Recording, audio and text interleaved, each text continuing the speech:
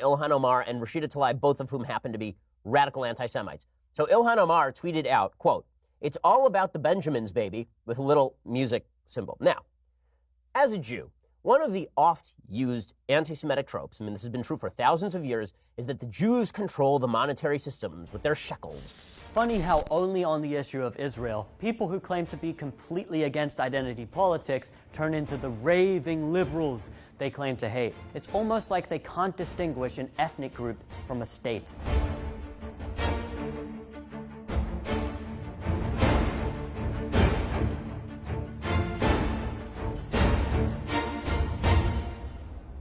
Ilhan Omar is the first hijabi Muslim congresswoman in U.S. history.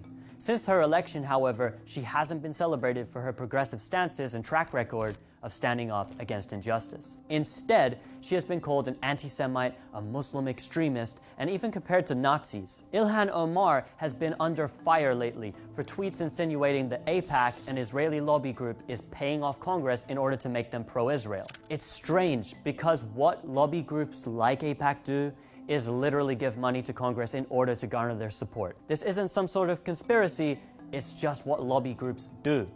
In a leaked documentary by Al Jazeera, it was revealed with hidden footage that the Israel lobby is actually breaking the law with the amount it gives to Congress. What they do is essentially legalize bribery. In response to the tweet, AIPAC and those in support of it, in a bid to make themselves look innocent of having power over Congress, launched an all-out attack upon Ilhan Omar in order to demand an apology. And yeah, even fellow congressmen and women from her own party have attacked her. You can't make this stuff up. Let's get back to anti-Semitism. How is what she said possibly anti-Semitic? And what has Ilhan Omar ever said bad about Jewish people? Can you find me one single tweet or statement she's ever made claiming that Jews influence Congress or Jewish money is paying politicians? Have you ever heard her say that Jews are massacring Palestinians or Jewish institutions need to be boycotted? No, you haven't, because Israel is a regime. All Jews aren't represented by the regime, and anyone with a brain can separate regimes from ethnicities. Another reason for the criticism of Ilhan Omar is her support of the BDS movement. That's boycotts, divestments, and sanctions against Israel until they grant Palestinians their human rights. But don't dare to exercise your constitutional right in the US right now. You may find yourself losing your job because a bill's passed which prevent you from boycotting a foreign regime. Yeah, boycott the president, boycott the US government, hey, boycott the church, or whatever you like. But don't you dare boycott Israel, you anti-Semitic puppy-killing Nazi! According to the United Nations last year, Israel killed around 300 Palestinians and injured more than 29,000.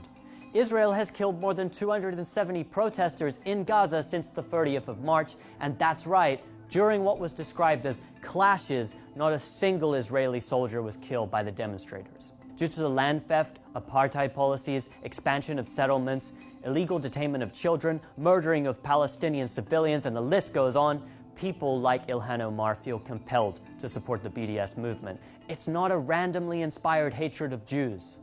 If someone accuses the Saudi regime of interfering in the affairs of others, calls for a boycott, or characterizes Mohammed bin Salman as an Islamic extremist, we don't call that person Islamophobic, and pro-Saudi lobbies don't force an apology. The fact that someone could be called a racist for opposing racism and be called anti-American for standing up for the Constitution is simply insanity. Ilhan Omar said nothing factually incorrect and has no reason to apologize. In fact, it is the pro-Israel advocates that are the vile anti-Semites. In this case, they are trying to conflate all Jews with a regime that has violated more UN resolutions than every other country on earth combined.